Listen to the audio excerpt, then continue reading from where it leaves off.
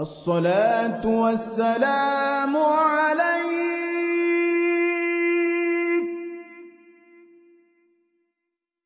يا إمام المجاهدين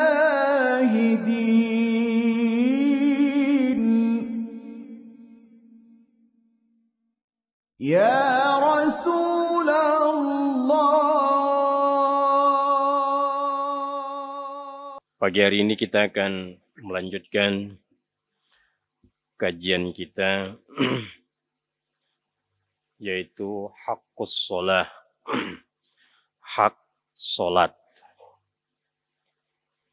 Jadi salat yang kita kerjakan ini para jamaah sekalian memiliki hak. Namun sebelum kita membahas tentang hak-hak salat, terlebih dahulu kita akan membacakan tentang keutamaan salat. Yang pertama, as-salatu amududdin. Salat adalah tiang agama. Nabi sallallahu alaihi wasallam bersabda, pokok perkara adalah Islam. Wa amuduhus shalah. Tiangnya adalah salat. Wa dzirwatu sanamihil jihadu fi sabilillah. Dan puncaknya adalah jihad di jalan Allah Subhanahu wa ta'ala. Jadi pokok segala perkara itu adalah Islam. Tidak diterima ibadah atau kebaikan seseorang kecuali dia Islam. As-salatu awwalu ma faqdahu Allah ta'ala minal ibadat. Salat adalah ibadah yang pertama kali diwajibkan oleh Allah Subhanahu wa ta'ala. Dan kehebatannya, maksudnya kehebatan salat ini, Allah langsung mengajak bicara Rasulnya pada malam Isra min ghairi wasithah, tanpa perantara. Jadi perintah salat diterima oleh Rasulullah sallallahu alaihi wasallam tanpa perantara. Salat yang pertama kali dihisab dari kita ini pada hari kiamat. Di amalan kita yang paling pertama kali dihisab di hari kiamat kelak adalah salat. Rasulullah sallallahu alaihi wasallam bersabda dalam hadis yang dikeluarkan oleh Imam At-Tabrani, yang pertama kali dihisab ya di hari kiamat kelak adalah salat. Kalau salatnya baik, yang lain baik. Wa in fasadat fasada sairu amalih. Kalau salatnya buruk, maka amalnya yang lain juga buruk. Salat adalah sesuatu yang paling akhir yang hilang dari agama ini. Apabila salatnya hilang, maka hilang seluruh agamanya. Sekarang hadis dikeluarkan oleh Imam Ahmad, juga Imam At-Tabrani, juga Imam Ibnu Hibban dan Imam Al-Hakim, akan terputus tali-tali Islam itu sehelai demi sehelai. Setiap kali tali Islam itu putus, manusia akan bergantung pada tali yang lain. Satu putus, maka manusia akan bergantung kepada talinya yang lain. Tali yang pertama kali putus adalah hukum. Hukum. Hakim diadili kan sekarang. Kemudian apalagi? Polisi ditangkap, jaksa dituntut, pengacara dibela. Nah, inilah zamannya. Ini yang dimaksud. Ya, yang pertama kali putus adalah persoalan hukum. Dan yang paling akhir adalah sholat. Yang pertama apa? Hukum.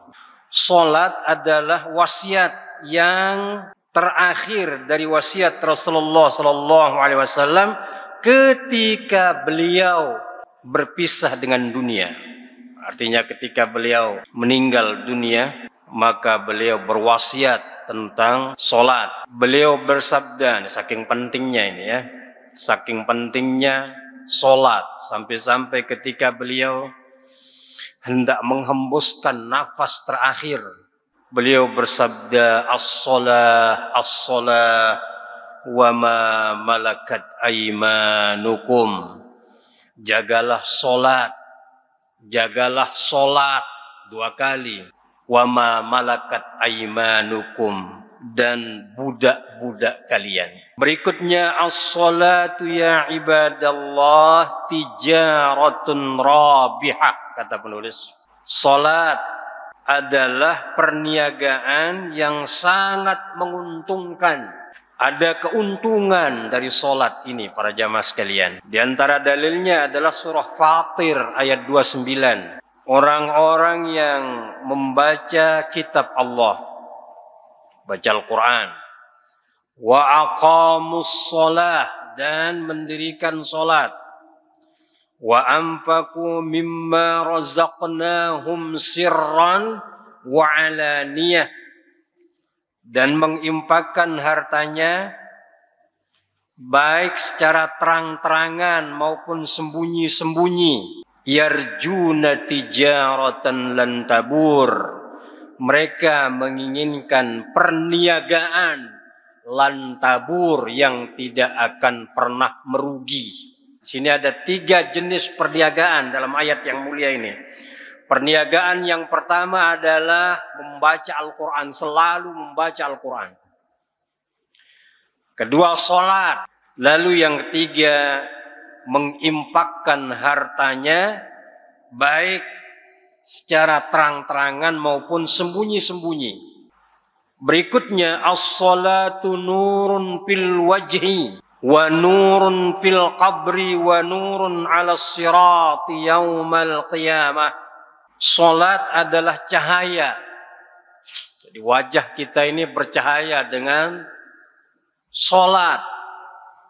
Walaupun orangnya hitam, tapi bercahaya. Apalagi kalau orangnya putih, bersih, tambah bercahaya. Bercahaya tidaknya di sisi Allah Subhanahu wa ta'ala. Kemudian wa nurun fil qabr, cahaya di dalam kuburan. Dan cahaya ketika kita melewati sirat, jembatan, kelak di hari kiamat. Allah Jalla wa Ala berfirman dalam surah Al-Hadid ayat 12. Pada hari engkau akan melihat orang-orang yang beriman, baik laki-laki dan wanita, betapa cahaya mereka bersinar di depan dan di samping kanan mereka. Berikan kabar gembira kepada orang-orang yang berjalan dalam kegelapan di malam, artinya kegelapan di waktu malam, untuk mendatangi masjid-masjid, berarti di waktu subuh dan waktu isya. Bin nurit tammi yaumal qiyamah, dengan cahaya yang sempurna pada hari kiamat. Ini kabar gembira bagi mereka yang selalu sholat berjamaah, mendatangi masjid di waktu gelap, di waktu malam. Kelak mereka akan bercahaya pada hari kiamat. Berikutnya adalah sholat seutama-utama amalan. Nabi SAW bersabda, as-salatu khairu mawdu'. Sholat adalah sebaik-baik. Mawdu' artinya sebaik-baik yang Allah turunkan kepada hambanya. Ya, daripada syariat-syariat dan amalan-amalan. Itu arti mawdu' dalam hadis ini. Barang siapa yang sanggup untuk memperbanyak sholat, maka perbanyaklah. Maksudnya setelah sholat fardu, kemudian sholat sunnah. Terlebih kalau kita bisa istiqomah mengamalkan 12 sholat sunnah, maka Allah bangunkan rumah di surga. Apa aja coba? 2 rakaat sholat subuh, 2 rakaat sholat sunnah sebelum subuh, maksudnya sholat sunnah fajar. 4 rakaat sebelum zuhur, 2 rakaat sesudah zuhur. Kemudian 2 rakaat sesudah maghrib dan 2 rakaat sesudah isya, 12. Siapa yang istiqomah mengerjakan 12 rakaat, maka dibangunkan dibangunkan rumah di dalam surga. Nabi perintahkan kepada kita 3. Sholat witir sebelum tidur, puasa 3 hari setiap bulannya, dan sholat duha 2 rakaat. Semua kita bisa. Tapi yang susah adalah istiqomahnya. Sholat merupakan sebab ditangguhkannya kaum muslimin di muka bumi ini. Wan nasri 'alal a'da, dan merupakan sebab dimenangkannya dari musuh-musuh. Ditangguhkan kemenangan, ditangguhkan diturunkannya keberkahan, ditangguhkan diturunkannya rezeki. Sebab apa? Sholat.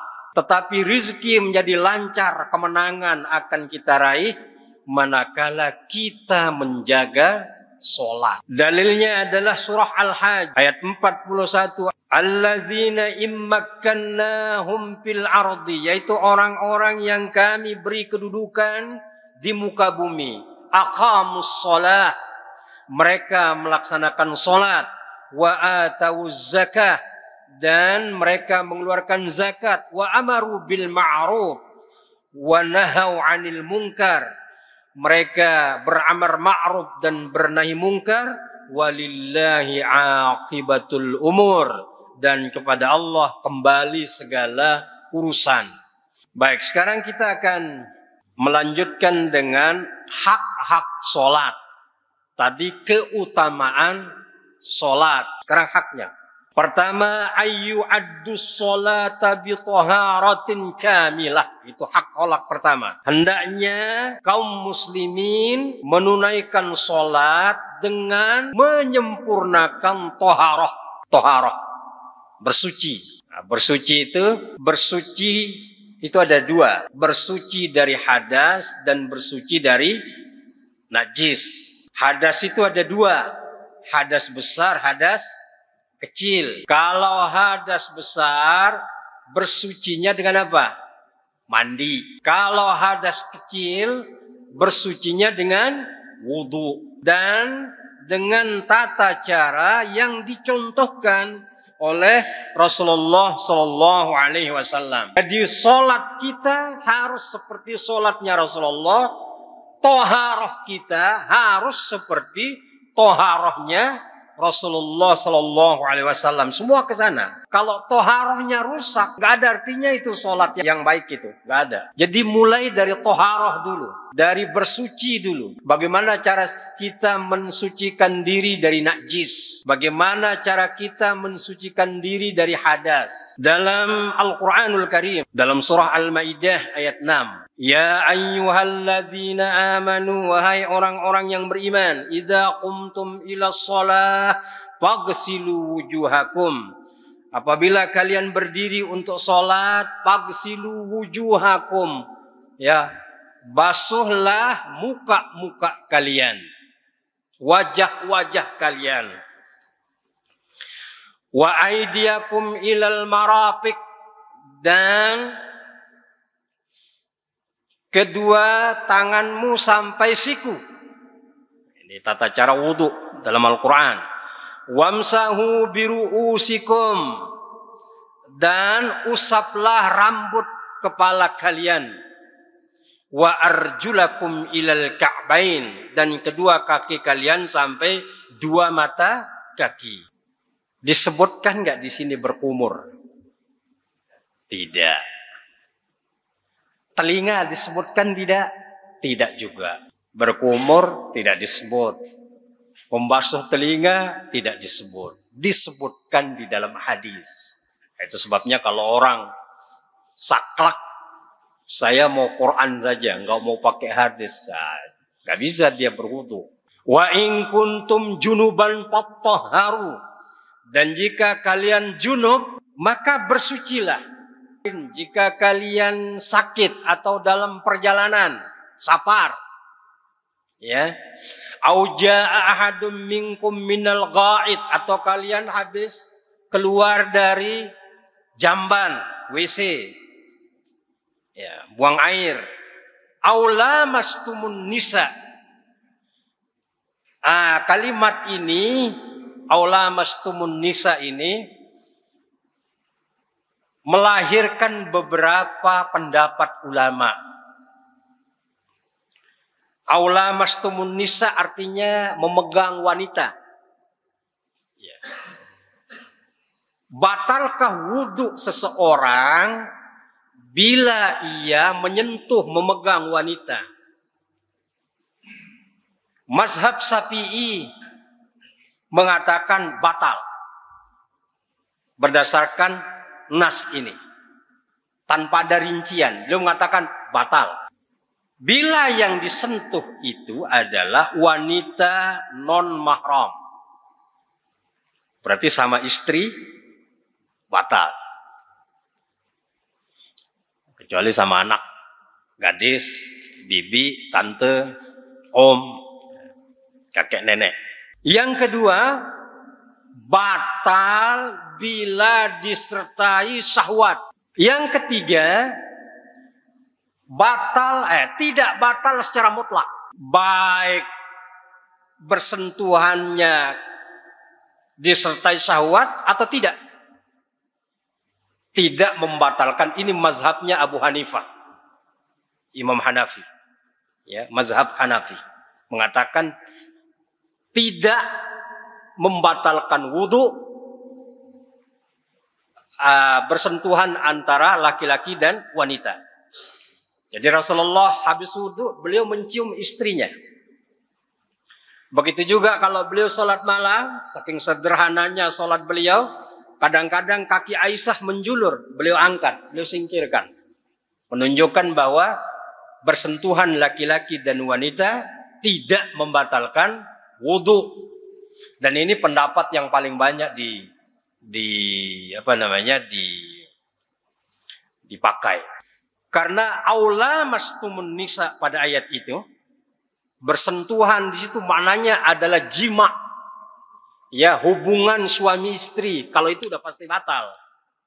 Falam tajidu ma'an, kemudian kalian tidak mendapatkan air, fatayammamu sha'idan thayyiban, maka bertayamumlah dengan tanah yang baik. Tanah yang baik berarti maksudnya apa? Debunya itu. Untuk tayamum, famsahu biwujuhikum, ya, usaplah wajah kalian, wa aidikum minhu, dan kedua tanganmu. Jadi kalau tadi wudhu dirinci apa yang harus dibasuh, ketika tayamum cukup muka dan kedua tangan sampai pergelangan, nggak perlu sampai ke siku, ya, nggak perlu sampai ke siku. Berbeda dengan wudhu tadi, kedua tanganmu sampai siku. Tapi kalau tayamum cukup muka sampai kedua tangan, sampai pergelangan sini. Allah tidak menginginkan menyulitkan kamu, walakin yuridu liyutahhirakum, tetapi dia hendak mensucikan kalian, waliyutimma ni'matahu alaikum la'allakum tashkurun,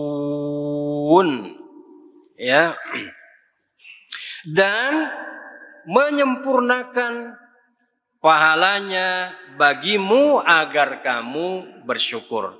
Ini para jamaah sekalian tentang hak sholat yang pertama, yaitu hendaknya kita kaum muslimin Di dalam menunaikan sholat harus dimulai dengan menyempurnakan toharoh. Ini dulu yang bisa kita sampaikan pada pagi hari ini. Insyaallah nanti akan kita lanjutkan pada hak-hak sholat berikutnya. Wallahu a'lam.